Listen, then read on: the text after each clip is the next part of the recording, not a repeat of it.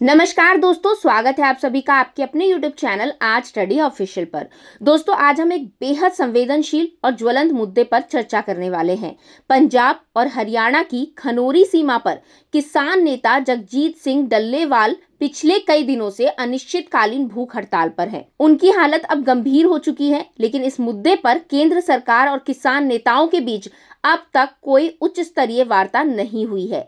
Supreme court ने भी इस मामले में दखल देते हुए दोनों पक्षों को बातचीत करने का सुझाव दिया है। तो दोस्तों, आज अपने इस वीडियो में हम डिटेल से समझेंगे कि आखिर किसानों की मांगे क्या है, सुप्रीम कोर्ट ने इस मामले में क्या कहा है और केंद्र सरकार का इस पर क्या रुख है, और क्यों अब तक सरकार और किसान नेता एक साथ बैठकर समाधान नहीं निकाल पाए हैं। तो दोस्तों, वीडियो को अंत तक जरूर देखें ताकि आपको इस पूरे मामले की गहराई से जानकारी मिल सके। तो दोस्तों, सबसे पहले बात करते हैं किसान नेता जगजीत सिंह डल्लेवाल की भूख हड़ताल की। डल्लेवाल की प्रमुख मांगों में 2021 में निरस्त किए गए कृषि कानूनों के बाद फसलों पर न्यूनतम समर्थन मूल्य यानी कि एमएसपी की कानूनी गारंटी देना शामिल है। दोस्तों, इसके अलावा किसान चाहते हैं कि आंदोलन के दौरान दर्ज किए गए मुकदमों को वापस लिया जाए और बिजली के बढ़ते दामों को नियंत्रित किया जाए। डल्लेवाल के इस अनशन ने पूरे पंजाब और हरियाणा में राजनीति को गरमा दिया है। उनकी बिगड़ती सेहत ने इस मुद्दे को और भी ज्यादा गंभीर बना दिया है। हरियाणा के पूर्व मुख्यमंत्री भूपेंद्र सिंह हुड्डा ने केंद्र सरकार को अड़ियल रुख छोड़कर किसानों की मांगे मानने का आग्रह किया है।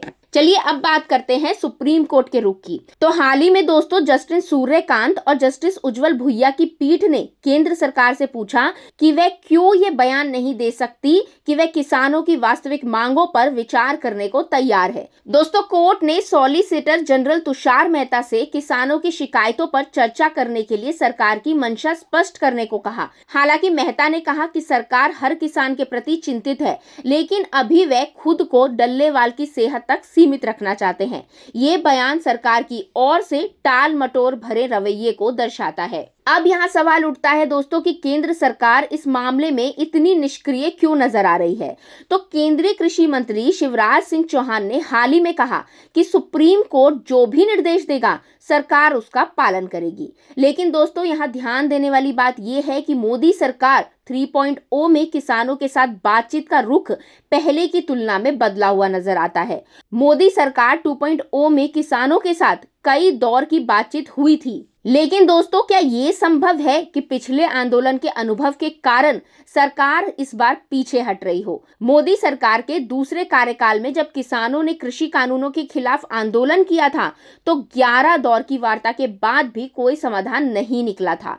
उस समय गृह मंत्री अमित शाह ने भी किसानों से बातचीत की थी, लेकिन समाधान नहीं निकलने के कारण सरकार को एक तरह से अपमानित महसूस हुआ। ये अपमान का भाव हो सकता है कि इस बार सरकार बातचीत से दूरी बना रही है। वहीं किसान संगठनों का कहना है कि वे अपनी मांगों पर अड़िग हैं और सरकार को उनके साथ बैठकर चर्चा करनी चाहिए। लेकिन दोस्तों, इस मामले का समाधान तभी निकल सकता है जब सरकार और किसान दोनों एक साथ बैठकर चर्चा करें। सुप्रीम कोर्ट ने जो सुझाव दिया है वह बेहद तार्किक है। केंद्र सरकार को किसानों की मांगों को गंभीरता से लेना होगा और उनके साथ सम्मानजनक बातचीत करनी होगी। तो दोस्तों, ये था आज का टॉपिक। ये जरूरी है कि केंद्र सरकार और किसान नेता जल्द से जल्द एक साथ बैठें और इस समस्या का समाधान निकालें। अगर आपको ये वीडियो जानकारीपूर्ण लगा हो तो इसे लाइक करें, अपने दोस्तों के साथ शेयर करें और हमारे चैनल आज स्टडी ऑफिशियल को सब्सक्राइब करना ना भूलें। अब मिलेंगे दोस्तों अगले वीडियो में, तब तक के लिए थैंक यू।